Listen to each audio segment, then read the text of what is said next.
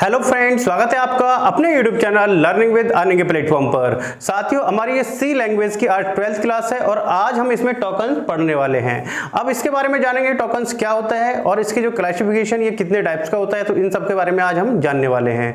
तो वीडियो बहुत खास होने वाली है। काफी सारे पॉइंट्स में लास्ट में आपको ऐसे बताने वाला हूँ जो आपने अब से पहले नहीं जाने होंगे सी लैंग्वेज में। तो अब हम सबसे पहले बात करते हैं कि टोकन्स क्या होते हैं। तो साथियों, टोकन की अगर हम बात करें तो इसको हम बोल सकते हैं कि मोर देन वन एलिमेंट का एक तरीके से कलेक्शन होता है टोकन्स।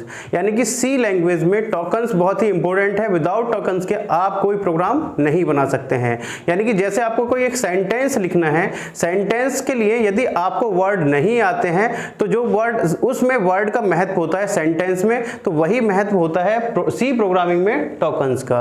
अब यदि हम क्लासिफिकेशन की बात करें, ये जो हम पढ़ चुके हैं पीछे, तो ये सब क्या है, टोकन्स ही है। यानी क्लासिफिकेशन में यदि हम बात करें टोकन्स की, तो सबसे पहला आता है कीवर्ड इन सी लैंग्वेज। तो कीवर्ड हम पढ़ चुके हैं, जो सी लैंग्वेज में 32 रिजर्व कीवर्ड है, तो वो क्या आते हैं भाई, टोकन्स के अंदर ही आते हैं। दूसरा है भाई हमारा आइडेंटिफायर्स। आइडेंटिफायर्स हम पढ़ चुके हैं, जो कि सी लैंग्वेज में मैंने आपको पूरी एक क्लास में बताए थे। इसके आगे हम स्ट्रिंग हम आगे पढ़ने वाले हैं। स्ट्रिंग यानी कि मोर देन वन वर्ड यानी कि या more than one character is called string. तो स्ट्रिंग को हम आगे पढ़ेंगे, यानी कि कोई भी एक वर्ड लिखा हुआ है, कुछ भी लिखा हुआ है, तो ये सब क्या है, स्ट्रिंग है। यदि एक सिंगल कैरेक्टर है तो वो क्या है, कैरेक्टर कहलाता है। अब इसके आगे नेक्स्ट हम पढ़ रहे हैं ऑपरेटर्स। यानी कि अभी हमसे प्रीवियस क्लास में हमने पढ़े थे ऑपरेटर्स। तो ऑपरेटर्स हम पढ़ चुके हैं। यदि हमें कोई भी कैलकुलेशन परफॉर्म करनी है तो उसके लिए हम क्या यूज करते हैं भाई, ऑपरेटर यूज करते हैं। इससे आगे नेक्स्ट है भाई कांस्टेंट, जो कि अभी जस्ट लास्ट क्लास में हमने पढ़ा है कांस्टेंट। इसके आगे नेक्स्ट है भाई आपका स्पेशल कैरेक्टर, जो मोस्ट इंपोर्टेंट है स्पेशल कैरेक्टर। अब हम स्पेशल कैरेक्टर आज हम पढ़ने वाले हैं कि स्पेशल कैरेक्टर कौन कौन से होते हैं। तो बात करते हैं भाई, हम आपको कीवर्ड पढ़ा चुके हैं, हम आपको आइडेंटिफायर्स पढ़ा चुके हैं। स्ट्रिंग का जो टॉपिक है वो हम आपको आगे पढ़ाएंगे। इससे आगे नेक्स्ट है ऑपरेटर। ऑपरेटर हम पढ़ा चुके हैं। आपका कांस्टेंट अभी जस्ट आपको प्रीवियस क्लास में पढ़ाया है। तो अब बात आती है किसकी भाई, हमारी स्पेशल कैरेक्टर की। तो स्पेशल कैरेक्टर के बारे में हम बात करते हैं। स्ट्रिंग रह जाएगा, स्ट्रिंग हम आगे पढ़ने वाले हैं। तो अब स्पेशल कैरेक्टर कौन कौन से होते हैं, इनके बारे में बात करते हैं। तो ये है हमारे स्पेशल कैरेक्टर। अब स्पेशल कैरेक्टर में सबसे पहला जो हमारा आता है स्पेशल कैरेक्टर में, वो आता है भाई हमारा ब्रैकेट। ये जो ब्रैकेट है इसको हम बोलते हैं स्क्वायर ब्रैकेट। तो स्क्वायर ब्रैकेट सबसे पहला आता है भी हमारा स्क्वायर ब्रैकेट।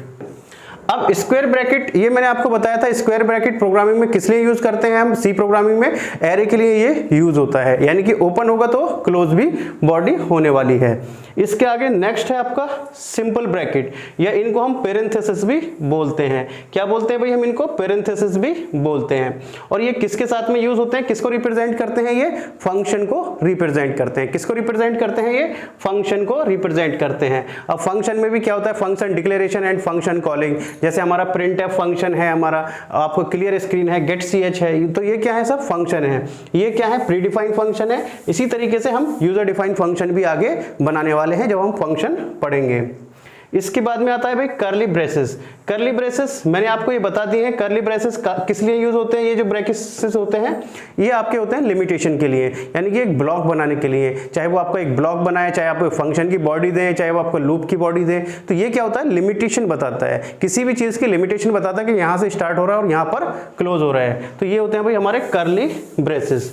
अब मैंने आपको एक चीज और बताई थी कि कोई से भी ब्रैकेट हैं, चाहे वो आपके स्क्वायर ब्रैकेट है, चाहे वो आपका सिंपल ब्रैकेट है, चाहे वो आपके कर्ली ब्रेसेस हैं, कोई से भी ब्रैकेट यदि ओपन होंगे तो वो क्लोज भी होंगे। ऐसा नहीं होगा कि ब्रैकेट ओपन कर दिया और हमने वो क्लोज नहीं करे, तो आपकी एरर 100% आनी ही आनी है।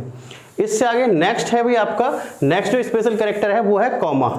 ये कॉमा आपका जो कॉमा ऑपरेटर, इसको सभी जानते हैं। जो कॉमा है, कॉमा किस लिए यूज होता है, ये सेपरेट करने के लिए यूज होता है। चाहे वो हम वेरिएबल, जैसे हमें more than one variable declare करने हैं, जैसे हमने लिखा इंट ए, तो ये एक वेरिएबल डिक्लेयर किया इंटीजर टाइप का। यदि हमें more than one variable declare करने हैं तो हम इसको लिख सकते थे इंट ए कॉमा बी कॉमा सी।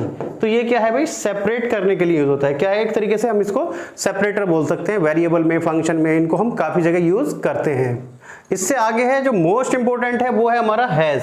अब ये क्या होता है, इसको हम हैज को क्या बोलते हैं भाई, हैज और प्रोग्रामिंग में मोस्टली जो बोला जाता है ये बोला जाता है प्री प्रोसेसर, जो कि मैंने आपको बहुत अच्छे से एक्सप्लेन किया था। हैज क्या है भी, हमारा प्री प्रोसेसर है। प्री प्रोसेसर यानी कि जो हमारा मेनली किसके लिए यूज किया जाता है, हेडर फाइल के लिए यूज किया जाता है। हम यहाँ पर वेरिएबल भी डिक्लेयर करते हैं, जैसे कि मैंने अभी कांस्टेंट में यूज किया था। तो हैज जो है बहुत ही इंपॉर्टेंट है, इसको हम पढ़ने वाले हैं। प्री प्रोसेसर डायरेक्टरी जो आपका किस लिए यूज होता है भाई, हेडर फाइल के लिए यूज होता है मोस्टली।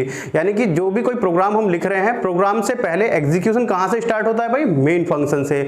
लेकिन मेन फंक्शन से भी पहले उस चीज को प्रोसेस में लाना, यानी कि जो आपके हैज के साथ में लगी हुई है, तो उसका किसका काम होता है, वो होता है हैज का, यानी कि प्री प्रोसेसर। यानी कि एग्जीक्यूशन भले ही मेन से स्टार्ट हो रहा है, लेकिन जहां पर भी हैज लगा हुआ है पहले उस लाइन को क्या करेगा, वो प्रोसेस में लेके आएगा।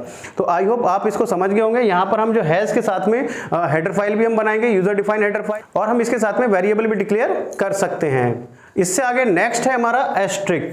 एस्ट्रिक जो है मोस्ट इंपोर्टेंट है सी प्रोग्रामिंग में, मोस्ट इंपोर्टेंट है सी प्रोग्रामिंग में। यानी कि किसके लिए यूज होता है सी प्रोग्रामिंग में, ये यूज होता है पॉइंटर के लिए। किसके लिए यूज होता है, पॉइंटर के लिए। और साथ के साथ हम इसको किसके लिए भी यूज करते हैं, एक ऑपरेटर भी है। ये क्या है हमारा, एक ऑपरेटर भी है जो कि मल्टीप्लिकेशन के काम में आता है। तो पॉइंटर के लिए यूज होता है, बहुत ही मोस्ट इंपोर्टेंट है। इसको हम आगे पढ़ने वाले हैं कि पॉइंटर के लिए किस तरीके से यूज होता है। मल्टीप्लिकेशन के लिए हम इसको ऑपरेटर्स में पढ़ा चुके हैं, जो हमारा ऑपरेटर थे। तो एस्ट्रिक भी हमारा मोस्ट इंपोर्टेंट है। इसके बाद में आता है भाई हमारा टाइल्ड। टाइल्ड जो है, टाइल्ड भी एक मोस्ट इंपोर्टेंट है। ये किस लिए यूज होता है, ये होता है एक तरीके से जैसे हमें किसी भी वेरिएबल, किसी भी फंक्शन, किसी की भी मेमोरी को फ्री कराना हो, तो उसके लिए हम यूज करते हैं टाइल्ड साइन। यानी कि ये होता है हमारा टाइल्ड स्पेशल कैरेक्टर।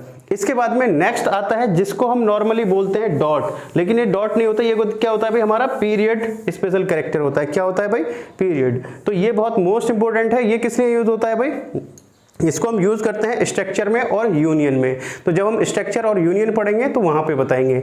एक आपका टर्मिनेटर भी होता है, जो आपका ये होता है टर्मिनेटर। टर्मिनेटर का मतलब क्या होता है भाई, ये होता है किसी भी लाइन से बाहर आने के लिए। तो ये है हमारे कुछ स्पेशल कैरेक्टर जो मैंने आपको एक्सप्लेन कर दिए हैं। तो टोकन में मैंने आपको सब सारी चीजें बता दी हैं, एक्सप्लेन कर दी है। एक स्ट्रिंग और रह गया है जो हमारा एक पर्टिकुलर टॉपिक है, जिसको मैं आपको आगे पढ़ाने वाला हूं। तो आज की क्लास आपको कैसी लगी मुझे कमेंट करके जरूर बताइएगा, और यदि आपको क्लास पसंद आई है तो वीडियो को लाइक करना और शेयर करना मत भूलिएगा। तो चलिए साथियों, मिलते हैं आपसे नेक्स्ट क्लास में। तब तक के लिए जय हिंद, जय भारत।